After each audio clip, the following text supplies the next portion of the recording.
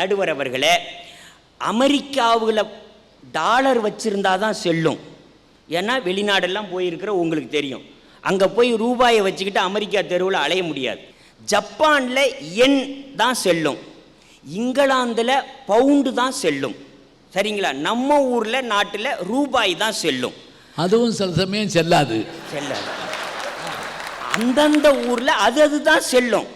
நம்மளுது வச்சிருந்தாலும் கூட அதுவாக மாற்றினா தான் செல்லும். இப்போ நாம் நாட்டை சொல்கிறோமில்ல, வள்ளுவ பேராசான் நமக்கெல்லாம் அறிவுப்பால் ஊட்டிய அறிவாசான் வள்ளுவர் சொல்கிறார், பொருள் இல்லார்க்கு இவ்வுலகம் இல்லை.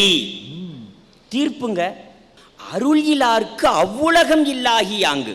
சரி, இப்போ பட்டிமன்றம் நடக்கிறது இவ்வுலகத்திலா அவ்வுலகத்திலா? எல்லாரும் ஒரு தடவை கிள்ளி பார்த்துக்குங்க எங்க இருக்கோம்னு.